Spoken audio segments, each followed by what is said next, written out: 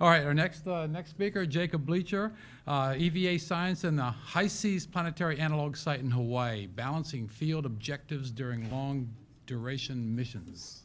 Take it away, Jake. Okay, so I'm going to talk about another site, field site we've been using called the High Seas site. This is up on Mauna Loa, and it follows in the theme of what David was just speaking to everyone about, basically simulating missions on other planetary surfaces with the intent of learning lessons about how to design that architecture. Next slide, please. So just some introduction here, talking about human exploration. As many of us here know, and David was just talking about, hardware is in development to enable human exploration that will go beyond low Earth orbit, so getting out to the objects out in space. A variety of architectures have been proposed to explore multiple different destinations. And the picture at the bottom here shows some of these elements in addition to the pressurized rovers that were tested, including from other centers, the Athlete, adding in habitats, small vehicles that can do some of the workload and maintenance around sites and facilities on the surface, if that were the architecture we were to follow. Next slide, please. An additional issue to consider, depending on the target you're going to, is something like communication delay. The farther away you get from the Earth, the longer it takes for your information to move back and forth. So this is one example of reasons that we explore some of these possibilities here on Earth before we actually put astronauts in a position where they have to deal with these problems. Next slide, please. So what I would like to talk about is High Seas, which stands for Hawaii Space Exploration, Analog, and Simulation. So this has been conducted since 2012, and it's located up here on the north flank of Mauna Loa volcano, right here. So this is Mauna Kea, Mauna Loa. This white line would represent Saddle Road. Here we conduct long-duration stays, many months.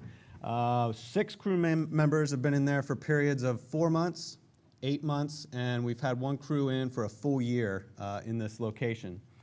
Now, this is a human research program funded project. The goals are a little bit different than focusing on geology or just how we might conduct the science. But the cool thing is that we can do that work along the way. We're enabled by this facility that they work at.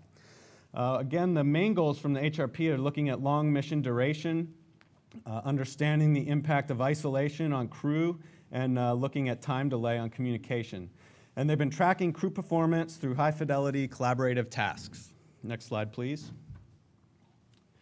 So the site itself, it's isolated, but it's accessible. So we can get up there with the support teams to support the effort that's going on.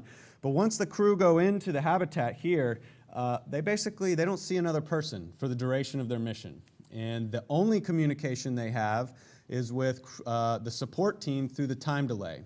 In this case, a 20-minute time delay.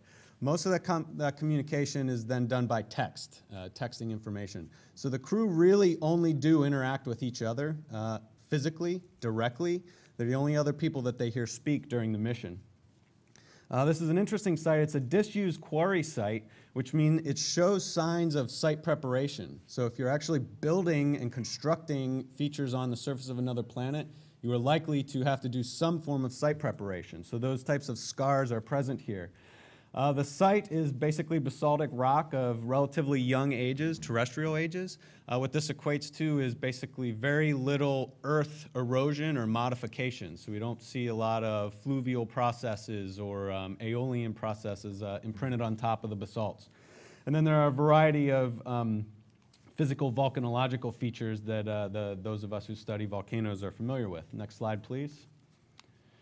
So this is a view looking down from one of the drones that the group use. And I show this picture because I just want to point out that these long-duration stays were enabled to look at how they may achieve science goals, but they have to take care of their site. So things like site maintenance and taking care of the facility are their primary goals. Okay, so that's what they're doing. So it's just like ISS. The main goal is keeping ISS up there, keeping ISS functioning.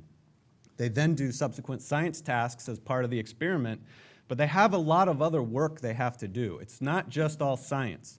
So during Desert Rats and during Nemo and many of these other campaigns that isolate crew members for periods of time on a week to 2 weeks, we really narrow in on those science tasks and those science goals. Well, this much longer duration study really gives that opportunity to mix dealing with your facility along with the science. This year we're dealing with looking at crew autonomy, which we have set at what we call high and low. So the balance there is the low autonomy for the crew is us telling them specifically what we would like them to accomplish on an EVA scale. So in this EVA, you need these things done. Whereas on higher autonomy, we say maybe over the next few weeks, you need these tasks accomplished. And then they decide how they mix that in with the supporting of their facility and when they want to do EVAs. Again, and all this needs to be balanced with the upkeep of the facility. Next slide, please. So as the crew are going through and understanding their overall goals over the weeks and month time scale, what they do is they understand the tasks that we've defined for them, and then they basically put together their plan. And they ship that plan back to the mission support team, which is not housed at the High Seas facility. And that is discussed, they get that cleared, they make the EVA request, it's cleared to go, and then they go out and they carry out their tasks. Now, the crew during EVAs, although they are monitored by the support team does not interact with them. Their interaction is directly with the IV, intervehicular activity personnel in the HAB. So we have a task this year focused specifically on understanding how that person can interact with them in real time on site. And so this kind of triangle of interaction is what's really happening during an EVA, while back here, elsewhere in Hawaii or back on the continental states, we're monitoring what's going on and we can assess their productivity. Afterwards, the crew, some of their time is sped up reporting on what they've done, putting together reports, providing the data back that we asked for. And then based on that, the ground group decides on the next tasks and feeds that back to the team. Next slide, please. So this is an example of what kind of the site looks like as they're conducting these studies during a mission. And one thing I really like to point out, well, first of all, the habitat is right here beside the spatter rampart. There's a big lava tube here, and as I mentioned in a prior slide, there are lava channels, different types of flows, cinders and spatter. There's a variety of materials they deal with. And so throughout the duration of the mission, they have different tasks that require different types of EVAs. I really want to point out here, the last EVA on this slide anyway is EVA 51. So again, this really is a long duration study. It's not a week of science tasks. It's science tasks sprinkled throughout many, many months, trying to understand how their interaction with their facility enables or does not enable the goals that they want to achieve. Next slide, please. So for instance, some of the initial geology tasks, which are led by my co-author, Brian Shiro, first things they do are they produce some unit maps. So they get out there and, right away, although this is all basalt, there's a reason I didn't put geologic maps. These are all basalt. So a geologic mapper might say this big mountain is all basalt. Us crazy volcanology people, we actually subdivide this pretty significantly. So they go out there and they get to do this, okay? And from mission to mission, we can look at how they were able to do this, how it differed. Were they coming up to the same goals? Next slide, please, or same results. The lava tube nearby features fairly prominently. They go into the lava tubes and map them out. So as a team, they decide how they want to tackle this. And so here's a drone footage of them measuring some of the features on top of a tube. They provide measurements for depth, orientation, diameter of skylights, and they put together these reports to communicate back to the ground what's going on. So again, year to year, we can see how well they're doing compared to each other if we vary some of the variables that are part of the test. Next slide, please.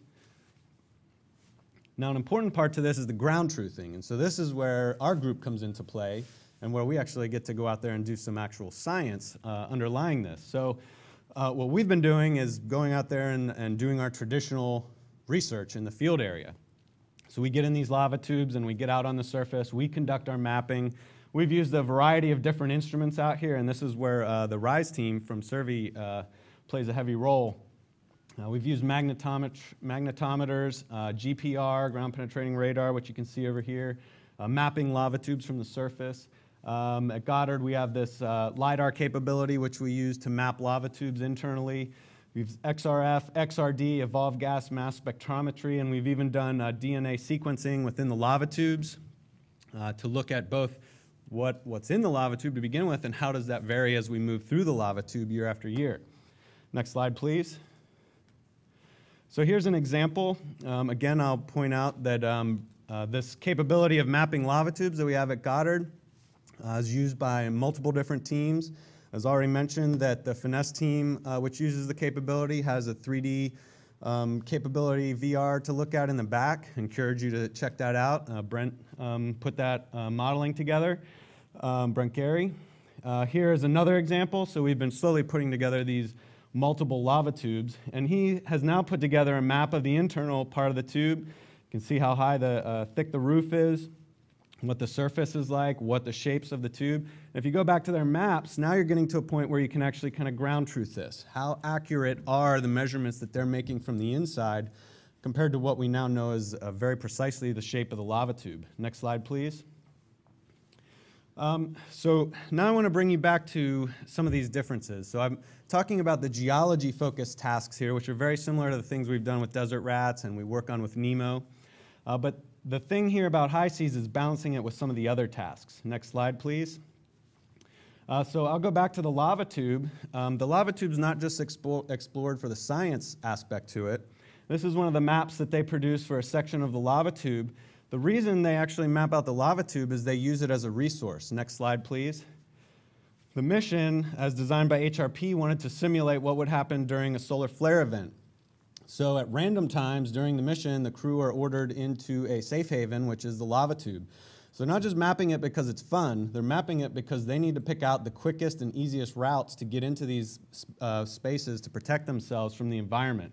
So we get into this environmental monitoring scenario. Next slide, please. At the Planetary Science Vision, I gave an abstract representing a pretty large group of folks who discussed if you're going to send people to another place, you have some responsibility of monitoring the environment. I always talk to Clive about this. This was one of the big hassles from the roadmap in the beginning. How do you monitor the human impact on the lunar environment if the humans are already there before you start monitoring it? It's difficult. So we start talking about deploying instruments, perhaps ahead of time before the people get there. In this case, with Goddard, we've been operating an instrument up at the NOAA weather station, about another 1,000 feet up higher than the high seas site. Well, we've now moved that down to the high seas facility. Instead of us having to go back and monitor the equipment over and over, the crew now monitor it. So this, instead of them just going out and doing geoscience tasks, they're going out and maintaining science equipment. So unlike the ALSEP, which was put out and then kind of moved away from, these crew are now engaging with the equipment. They're collecting data. The interesting thing about this instrument is it needs daylight. It actually tracks the sun to make measurements. So the crew need to make decisions about when they're going to operate the instrument. And if they don't operate it at the right time, they don't get good data. And so that data, then they have the ability to collect the data, next slide please, and then process some of it in the HAB, and then create reports and send it back. So we're really getting a sense of this communication between the science team, back here, in our case at Goddard, and the crew on the surface. Next slide please. So again, the point here today was just to show how this test facility has been built in a complementary manner, really standing on the shoulders of the work from desert rats and the currently ongoing NEMO tests. So we try to mimic some of what they're doing and then take it into the directions that they maybe aren't able to study during these really long duration studies. So again, we get multi-month tests from these facilities. HRP is really interested in understanding the crew dynamics, understanding how the crew interact with mission control. But for us, we get the opportunity to go out there and do some new science as the ground truthing aspect to it. So again, that's high seas, and I'll be glad to answer any questions probably later. Thank you.